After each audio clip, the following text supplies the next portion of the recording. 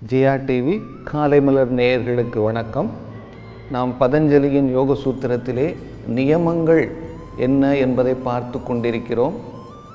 அதிலே முதல் நியமம் சௌச்சம், அதாவது தூய்மை. இரண்டு விதமான தூய்மை, அகத்தூய்மை, புறத் தூய்மை. இந்த தூய்மையிலே நம்ம உடலை சுத்தமாக வைத்து கொண்டிருப்பதிலே உணவுக்குமே ஒரு பெரும் பங்கு இருக்கிறது. ஏனென்றால் நாம் எந்த மாதிரியான உணவை சாப்பிடுகிறோம் என்பது உடலை சுத்தமாக வைப்பதற்கும் அதுபோல மனத்தை சுத்தமாக வைப்பதற்குமே உணவு ஒரு முக்கியமான காரணமாகிறது. சரியான ஹிதமான அதே சமயத்தில் மிதமான உணவை நாம் உண்ண வேண்டும். ஆயுர்வேதத்திலே இதை அருமையாக கூறியிருப்பார்கள். நாம் உணவு உண்ண வேண்டுமென்றால் அரை வயிறு உணவையும் கால் வயிறு தண்ணீரையும் கால் வயிறை வெறும் வாயு இருப்பதற்காக விட்டுவிட வேண்டும் என்று கூறுவார்கள்.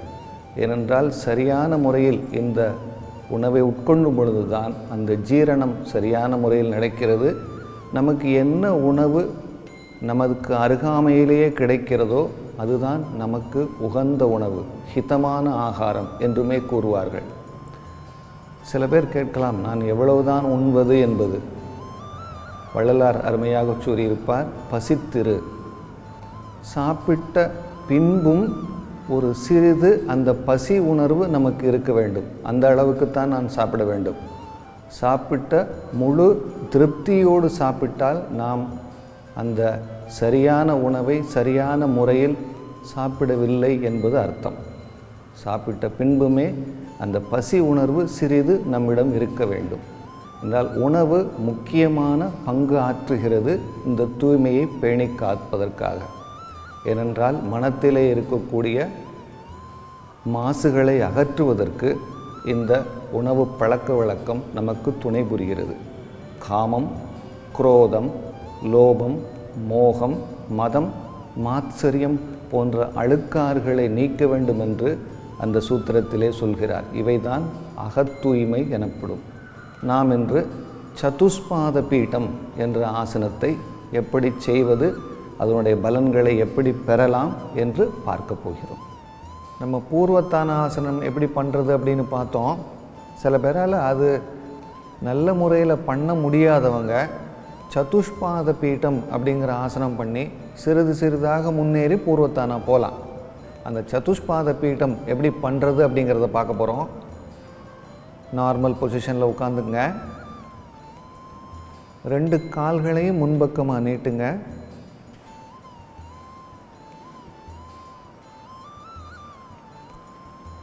இப்போ ரெண்டு கால்களையும் மடக்கிக்குங்க. அதாவது முட்டி செங்குத்தாக இருக்கிற மாதிரி. ரெண்டு கைகளையும் முதுகுக்கு பின்பக்கமாக எடுத்துகிட்டு போயிடுங்க. உள்ளங்கை தரையில் இருக்கட்டும், விரல்கள் உடலை நோக்கி இருக்கட்டும். இப்போ மூச்சு உள்ளே எடுத்துக்கிட்டே உடலையும் இடுப்பையும் நேராக மேலே தூக்குங்க. இப்போ உடல் தரை இரண்டுமே ஒரே நேர்கோட்டில் மாதிரி இருக்கும். கழுத்தை பின்பக்கமாக ட்ராப் பண்ணிவிடுங்க. இது கொஞ்சம் இலகுவான முறை பூர்வத்தானாவை கம்பேர் பண்ணும் பொழுது. இப்போ மூச்சை வெளியே விட்டுக்கிட்டே இடுப்பை கீழே கொண்டு வந்துருங்க. உட்காந்துக்குங்க இந்த பொசிஷனில். இதே இது இன்னொரு முறை பார்க்க போகிறோம். கிளாசிக்கலாக பண்ணாலுமே சில பேருக்கு கழுத்தில் ஏதாவது பிரச்சனை இல்லை ஸ்டிஃப்னஸ் இருந்தால் அவங்க கழுத்தை பின்பக்கமாக ட்ராப் பண்ண வேண்டாம். அதை எப்படிங்கிறத பார்க்க போகிறோம். கால்கள் இப்படி மடக்கிய நிலையில் உட்காருங்க. பாதங்கள் ரெண்டும் தரையில் இருக்கட்டும். உள்ளங்கை இரண்டும் முதுகுக்கு பின்பக்கமாக தரையில், விரல்கள் உடலை பார்த்த நிலையில் அந்த டைரெக்ஷனில். இப்போ மூச்சு உள்ளே எடுத்துக்கிட்டே இடுப்பை மேலே தூக்குங்க. உடலையும் மேலே கொண்டு போங்க. தலையை கீழே ட்ராப் பண்ண வேண்டாம். இப்போ மூச்சு வெளியே விட்டுக்கிட்டே மெதுவாக இடுப்பை கீழே கொண்டு வந்துடுங்க. இதை இன்னொரு முறை பார்க்கலாம். மூச்சு உள்ளே எடுத்துக்கிட்டே மெதுவாக இடுப்பை மேலே எடுத்துகிட்டு போங்க. இப்போ தரையும் உடலும் ஒரே இணையான ஒரு கோட்டில் இருக்கிற மாதிரி இருக்கும். பேரலாக தலையை கீழே கொண்டு போக வேண்டாம். ஏன்னா நெக்கிலையோ கழுத்துலையோ ஏதாவது வலி இருந்தால் உங்கள் கம்ஃபர்ட் லெவல் அளவுக்கு பண்ணால் போதும். இப்போ மூச்சை வெளியே விட்டுக்கிட்டே மெதுவாக இடுப்பை கீழே கொண்டு வந்துருங்க. சில பேரால் கிளாசிக்கலாக இந்த ஆசனத்தை கால்களை சேர்த்து வச்சு பண்ண முடியாது. அவங்க என்ன பண்ணலான்னா கால்களை சிறிது அகட்டி வச்சுங்க. இது கொஞ்சம் இலகுவாக இருக்கும். கைகள் பின்பக்கமாக இருக்க, உள்ளங்கை முதுகுக்கு பின்னாடி தரையில், விரல்கள் முதுகை நோக்கி, கால்கள் அகட்டிய நிலையில். இதே பொசிஷனில் மூச்சு உள்ளே இழுத்துக்கிட்டே மெதுவாக இடுப்பை மேலே தூக்குங்க. கழுத்தில் ஒரு பிரச்சனை இல்லைன்னா தலையை ட்ராப் பண்ணிடலாம் பின்பக்கமாக. கால்கள் அகட்டிய நிலையில். இப்போ மூச்சை வெளியே விட்டுக்கிட்டே மெதுவாக இடுப்பை கீழே கொண்டு வாங்க. இன்னொரு முறை பார்க்கலாம்.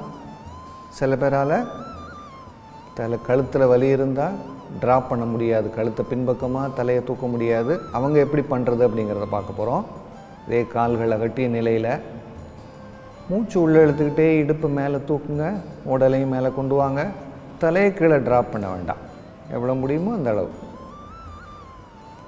மூச்சை வெளியே விட்டுக்கிட்டே மெதுவாக இடுப்பையும் உடலையும் கீழே கொண்டு வாங்க. சில பேருக்கு கை ஏதாவது விரல்கள் முதுகை நோக்கி இருந்தால் தோள்பட்டையிலையோ இல்லை கைகள்லையோ ஏதாவது ஸ்டிஃப்னஸ் இருந்தால் சிறிது சிரமம். அவங்க என்ன பண்ணலான்னா அந்த உள்ளங்கை வச்சுருக்க பொசிஷனில் மாற்றிக்கலாம். இப்போது கைகளை மெதுவாக பின்பக்கமாக அந்த உள்ளங்கையை மாற்றி வச்சுங்க. ஸோ இப்போ தோள்பட்டையிலையோ கையிலையோ ஸ்டிஃப்னஸ் இருக்கிறவங்க உள்ளங்கையை முதுகுக்கு எதிர்பக்கமாக வச்சுட்டு, அதாவது விரல்கள் எதிர் திசையில் இருக்கிற மாதிரி வச்சுட்டு கால்கள் மடக்கி உட்காந்துருங்க. இப்போ மூச்சு உள்ளே எடுத்துக்கிட்டே மெதுவாக இடுப்பையும் உடலையும் மேலே தூக்குங்க. தலையை பிரச்சனை இருந்ததுன்னா ட்ராப் பண்ணிக்கலாம், கழுத்தில் ஒன்றும் இஷ்யூ இல்லைன்னா. இப்போ மூச்சை வெளியே விட்டுக்கிட்டே மெதுவாக இடுப்பையும் உடலையும் கீழே கொண்டு வாங்க. இப்போ இடுப்பு பகுதியிலையும் கால்களையும் ஒரு பிரச்சனை இல்லை அப்படிங்கிறவங்க கால்களை சேர்த்து வச்சே இதை பண்ணலாம். கால்களை சேர்த்து வச்சுங்க.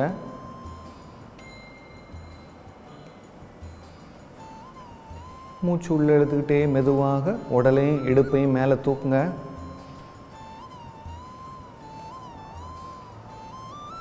மூச்சை வெளியே விட்டுக்கிட்டே மெதுவாக இடுப்பையும் உடலையும் கீழே கொண்டு வந்துடுங்க.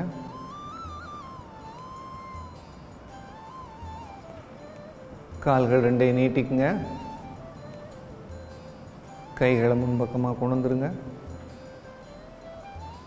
இப்போ 2 கால்களையும் மடக்கிக்குங்க. சுகாசனா பொசிஷன் போயிடுங்க. நம்ம இன்றைக்கி சதுஷ்பாத பீடம் எப்படி பண்ணுறது அப்படிங்கிறத பார்த்தோம்.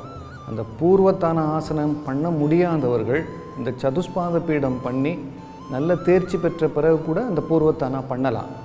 சதுஷ்பாத பீடம்ங்கிறது அந்த 2 கால்கள் 2 கை, அதனால தான் சதுஷ்பாதன்ற பேர். ஒரு ஸ்டூல் மாதிரி அந்த பொசிஷனை கொண்டு வருது. இந்த ஆசனம் செய்யும் பொழுது கைகள், கால்கள், முட்டி, தோள்பட்டை எல்லாவற்றுக்குமே ஒரு வலு சேர்க்கிறது. முதுகுத்தண்டு மேல் நோக்கி இழுக்கப்படுவதால் அங்கு செல்லக்கூடிய இரத்த ஓட்டம் சீராகிறது. மார்புக்கூடு விரிவடையும் பொழுது மூச்சு வாங்கி விடக்கூடிய திறன் அதிகரிக்கிறது. அதாவது ஒரு பேலன்ஸ் செய்யக்கூடிய பாஸ்டர்ஸ் பண்ணும் பொழுது நம் மனதிலே ஒரு பொருளை பற்றி அந்த குவிக்கின்ற எண்ண கோர்வை நமக்கு கைவரப்படுகிறது. அதாவது ஃபோக்கஸ் செய்ய முடியும்.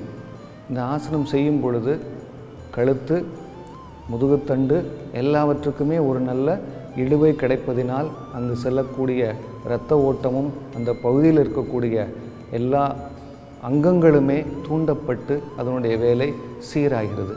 நாம் இதே சதுஷ்பாத பீடத்திலேயே இன்னும் சில மாறுதல்கள் செய்து அதனுடைய பலன் எப்படி பெறலாம் என்பதை அடுத்த நிகழ்ச்சியில் சந்திக்கலாம்.